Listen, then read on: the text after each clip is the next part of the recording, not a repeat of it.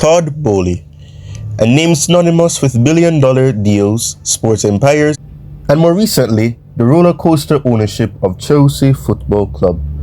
From humble beginnings to the boardrooms of global finance, Boehly's journey is one of ambition, risk, and controversy. But who is the man behind the money, and why do some Chelsea fans want him out?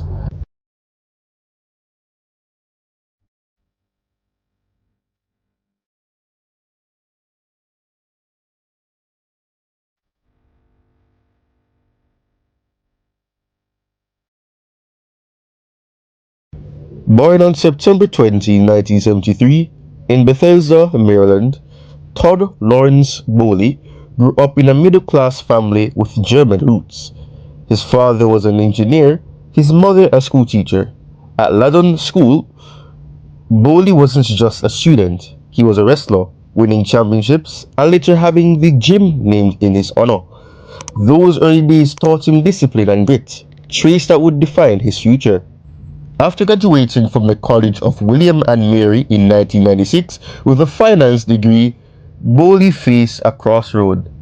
Unsure of his path, he sought advice from a former teacher who pointed him to London. There, he studied at the London School of Economics and landed a job at Citibank, sparking a love affair with the city and perhaps foreshadowing his future in English football. Boehly's career took off in the world of finance. He joined Guggenheim Partners, rising to president and orchestrating major deals. In 2015, he co-founded Elridge Industries, a Miami-based holding company that now manages over $70 billion in assets. Our goal is to make it not dependent. That's why we're so diversified.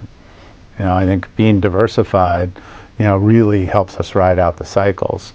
And, I think that, with the stability of our funding base is so predictable, right? So, I think that the combination of being very diversified, not having event risk in the model, and then having a really good funding base, and a really good financial capital partner, with me, really gives stability to the platform. From media giants like The Hollywood Reporter to sports teams like the LA Dodgers, Boehly built an empire earning a Forbes net worth of $8.5 billion by 2025. Yes, it is a very expensive club, but you know what, Manus? Premier League football is big business, isn't it? And we know that that's the way that it works. And as you just said there, that a group led by former Guggenheim Partners President Todd Boehly and Clear Lake Capital have agreed to buy the Premier League football club for £4.25 billion.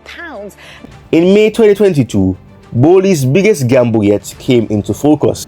Leading a consortium with Clear Lake Capital, he bought Chelsea FC from Roman Abramovich for £4.25 billion, the most expensive sports team purchased in history. Abramovich's exit, forced by UK sanctions after Russia's invasion of Ukraine, ended a 19-year era of trophies. I think we know people. We know human capital. And I think we understand game plans and strategies. And yeah, we're not expecting to be, the football experts to find the best talent. Boehly stepped in as chairman, promising to make fans proud and build on Chelsea's legacy. £1.19 billion of signings under Todd Boehly so far, and quite a few in this window. The Boehly era started with a bang. Over £1 billion was spent on transfers. Stars like Enzo Fernandez and Moises Caicedo broke British records. But the result?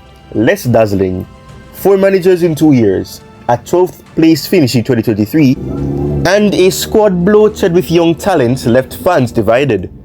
Boehly's hands-on approach, sacking Thomas Tuchel, suggesting a 4-4-3 formation, and even calling a match worth not watching, he showed passion but also inexperience. The Chelsea Supporters Trust has written to the Premier League calling for an investigation into Chelsea co-owner Todd Boehly's involvement with the ticket exchange and resale company Vivid Seats. Now he's endured a lot of fan backlash, and by 2025 the discontent continues to brew. Some Chelsea fans, once hopeful, now want Boehly gone. The Chelsea Supporters Trust has called the club a laughing stock, pointing to ticket price hikes, a controversial ticket resale link with vivid seats, and a perceived disconnect from the club's culture. Chants mocking Boehly echo through the stands.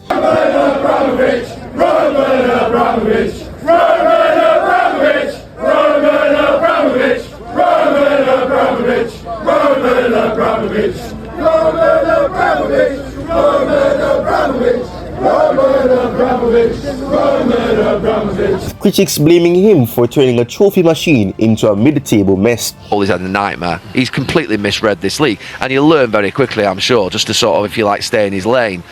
Because what's happened this season purely is down to him. He's come in and he needed somehow to try and keep the footballing department together. You know, he's the non-footballing department, by the way. You've got to remind himself of that. He's the non-footballing department. You're the owner. You're not a Premier League player. You're not a coach. You're not someone who's got experience in this English league. So stay where you are and allow the people who've run the football club successfully with a very different model to most clubs over the last 10, 15 years that were still there, somehow try and get a year or two out of them to learn the ropes. My problem is with Todd Boehly, who I think has completely ruined the club since he's come in. They've sacked the manager who won them the Champions League.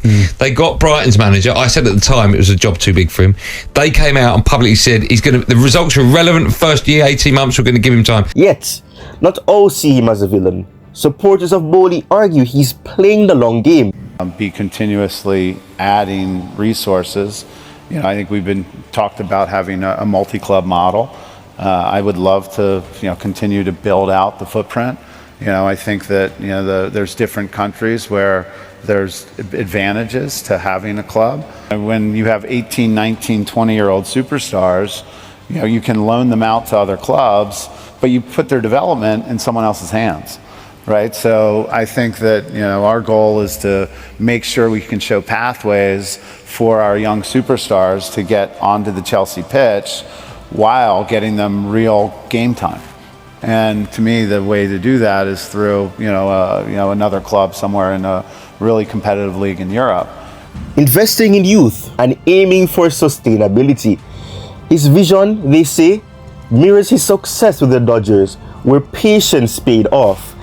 In a recent interview, Boehly insisted he's aligned with Clearlake and committed to Chelsea's future. Chelsea Football Club, there's been a lot of tension between the owners. There's an ownership struggle. Is there a sense, are you any closer to deciding whether or not you'll... No, I think what the media writes about and talks about is exciting, right? But I just don't think it's realistic. I mean, I think if you look at, the evolution of the team, we've been aligned on what we're trying to do and what we're trying to build. It's a team that's young. It's a team that's got long contracts, and all these things were new. And of course, in order to do all those things that we've done, it's obviously because we're aligned. So I think if you look at what's actually happening, and don't follow kind of the shiny light, right, then you'll see that, there's core stability, there's been a long time theme, and I think we're executing on a plan that ultimately will have Chelsea where it belongs. I mean, we're sitting... Todd Boehly's story is still unfolding. It's not a financier turned football magnate, he's a man of big bets and bigger scrutiny. Will he deliver the success Chelsea fans crave? Or will the calls for his exit grow louder? At Stamford Bridge, the clock is ticking and the world is watching. The way to do that is through, another club somewhere in a really competitive league in Europe.